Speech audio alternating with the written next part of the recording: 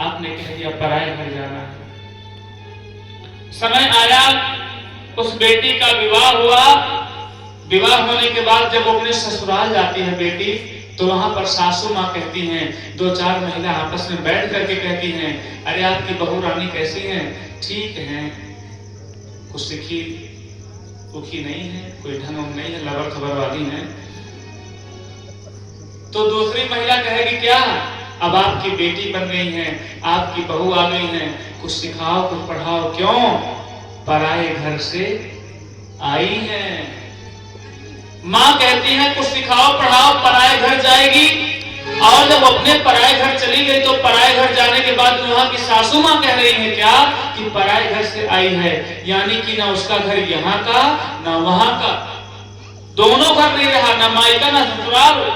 मैं आपसे पूछना चाहता हूँ, आपका बेटा है, केवल आपके पिता के मान सम्मान को बढ़ाएगा, एक खानदान को बढ़ा सकता है। और ऐसी हमारी पुत्री मेरी बेटी, दोनों खानदान को बढ़ाने के परिप्रेक्ष्य में आप दोनों तरफ से कहते हैं कि पराए घर से आई है, पराए घर जाएंगे। ऐसा मत कहिएगा। आज से मेरी ये कथा सुनने के बाद जो माताएं ऐसा कहेंगी, उनको पुत्री का दोष लगेगा, पुत्री का दोष लगता है ऐसा कहने पर। पराए घर से आई नहीं है, हमारे घर पे है, हमारे घर पे रहेंगी, यहां से जब जाएंगी तो अपने घर जाएंगी, ये बात कहेगा महाराज। पराया नहीं कहना चाहिए। जो दोनों खानदान को उजागर रोशन करने वाली बेटियां, किसी भक्त ने कहा है कि नकली धनवान कौन है? बोले नकली धनवान वो है जिनकी पहचान क्या है, रुपया पैसा प्रॉपर्टी, बहुत अच्छा पैसा है, बहुत ज्यादा प्रॉपर्टी है। खोका माने होता है करोड़, पेटी माने लाख। किसी ने भक्त मूर्ति कहा है कि नकली धनवान की पहचान होती है खोका और पेटी। नकली धनवान की पहचान होती है खोका और पेटी, असली धनवान की पहचान होती है जिसके घर में मुस्कुराती है बहू और बेटी। ऐसे हमारे एक मित्र हैं, उनका विवाह हुआ है, वो है 40-42 साल के, हम 25 साल के, वो 40-42, लेकिन मित्रता हो गई है, ठीक है।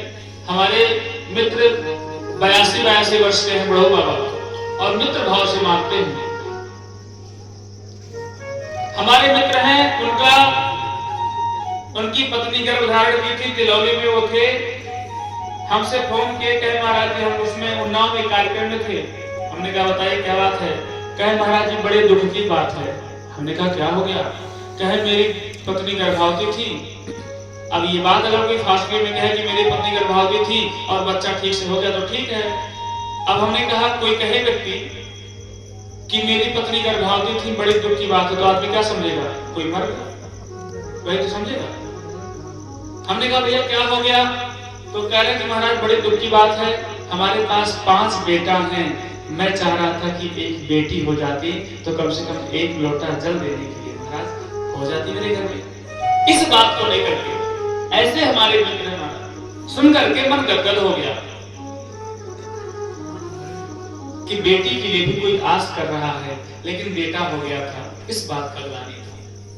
आजकल बेटी हो जाए, एक हो जाए, पहले बेटी हो गई, दूसरा हो गई, अरे भगवान अब विवाह कैसे करेंगे तुरंत। लेकिन ऐसे मूर्खों को मैं बता दूं कि आपका बेटा आपके भाग्य से, माँ बाप के भाग्य से जन्म तो ले सकता है, ये ठीक है बात, लेकिन आपकी बेटी कभी अपने माँ बाप से, उनके भाग्य से जन्म नहीं लेती महाराज। क्यों?